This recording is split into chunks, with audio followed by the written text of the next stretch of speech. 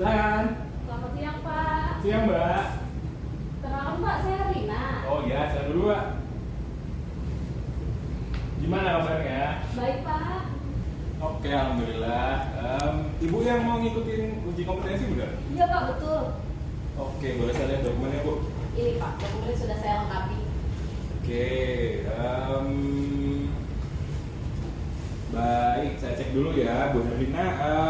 Berdasarkan dokumen ini, Ibu berarti akan mengikuti uji kompetensi untuk jabatan fungsional Adiatama Ahli Muda. Betul, Pak.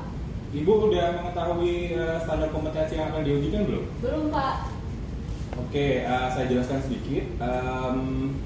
Ibu sambil baca dokumen ini, Oke. bisa dilihat bahwa uji kompetensi ini nantinya menggunakan dasar Permen Dagri nomor 108 tahun 2017 Ya.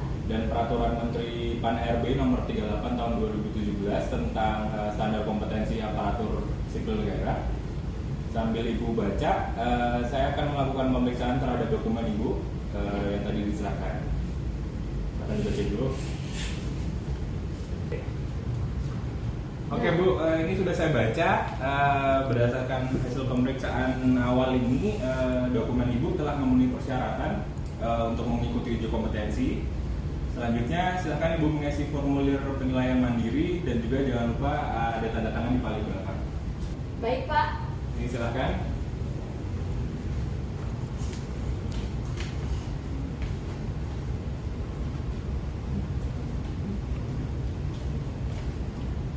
Baik, terima kasih Bu Herlina. Selanjutnya, ini adalah rencana pelaksanaan uji kompetensi. Silakan Ibu baca dulu dan pastikan bahwa unit kompetensi yang akan diujikan sudah sesuai dan tidak ada hal-hal yang perlu dikoreksi lagi. Silakan.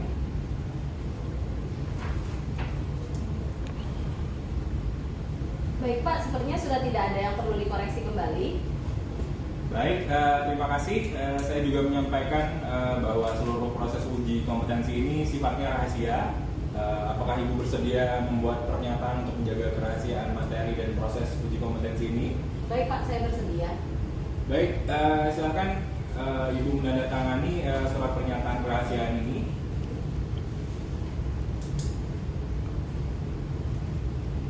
Baik, Sudah, untuk persyaratan administratif sudah. Sekarang kita bicara tentang jadwalnya. Kira-kira kapan Ibu bisa melakukan uji kompetensi ini? Bagaimana apabila minggu depan, Pak? Baik, kita jadwalkan pada hari Selasa 30 Juni 2026 jam 9. Kira-kira gimana Ibu? Bersedia? Iya, Pak. Saya bersedia.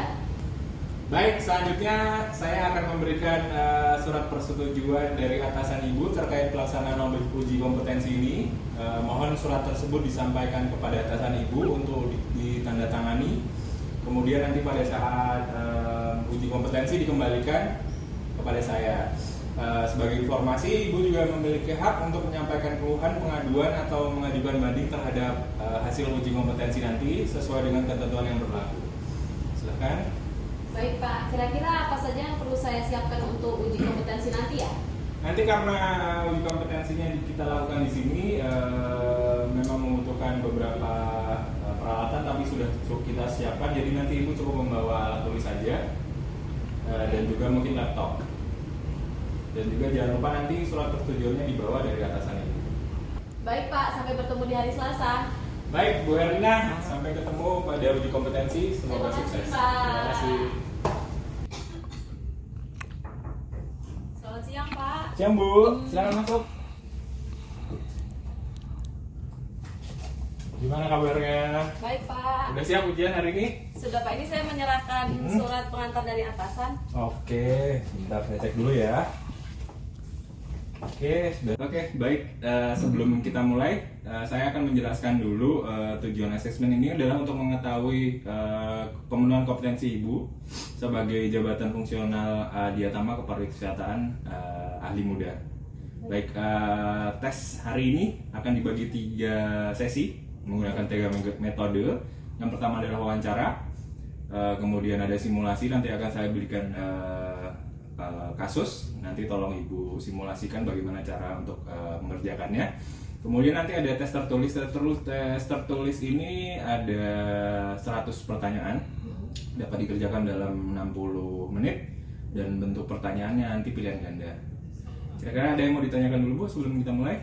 Sudah cukup, sudah jelas Pak. Oke, baik. Pada metode pertama saya akan menyampaikan beberapa pertanyaan terkait kompetensi Ibu pada hari ini. Nanti Ibu bisa menjawab dengan jawaban yang singkat, padat, dan jelas berdasarkan pengalaman dan kemampuan Ibu. Oke, pertanyaan pertama. Bagaimana Anda menyusun instrumen untuk memperoleh data terkait tata kelola destinasi dan infrastruktur pariwisata? Dalam menyusun instrumen untuk memperoleh data terkait tata kelola destinasi infrastruktur pariwisata, saya terlebih dahulu mengidentifikasi tujuan pengumpulan data dan informasi yang dibutuhkan. Lalu setelah itu saya mempelajari pedoman, regulasi, serta dokumen perencanaan yang menjadi acuan dalam pengembangan destinasi dan infrastruktur pariwisata.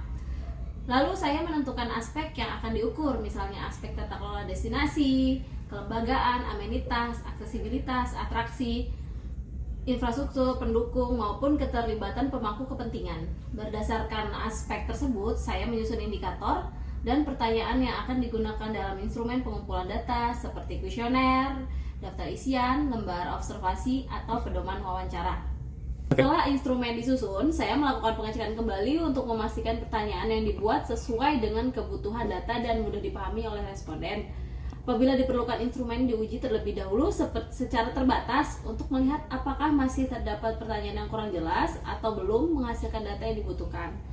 Lalu data yang diperoleh kemudian saya kumpulkan. Saya menggunakan aplikasi pengolahan data seperti Excel, kemudian saya sajikan dalam bentuk tabel, grafik, atau narasi analisis sebagai bahan penyusunan rekomendasi dan pengambilan keputusan dalam pengembangan destinasi infrastruktur pariwisata. Dengan langkah tersebut, instrumen yang disusun dapat menghasilkan data yang relevan, akurat, dan dapat dipertanggungjawabkan sebagai dasar penyusunan kebijakan maupun program pengembangan destinasi dan infrastruktur pariwisata. Baik, terima kasih. Kita sudah melewati untuk sesi yang pertama, Bu ya. Baik, kita lanjutkan ke metode yang kedua, Bu ya.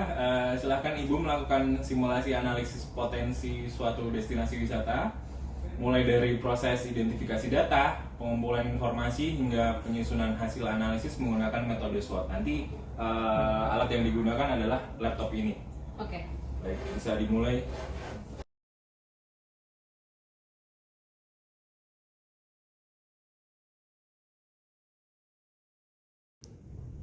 Baik, Ibu sudah selesai untuk metode simulasinya. Selanjutnya kita masuk pada sesi yang terakhir, yaitu metode tes tertulis. Baik Pak. Berikut dokumennya terdiri dari 100 soal dan akan Ibu kerjakan dalam waktu 60 menit. Silakan.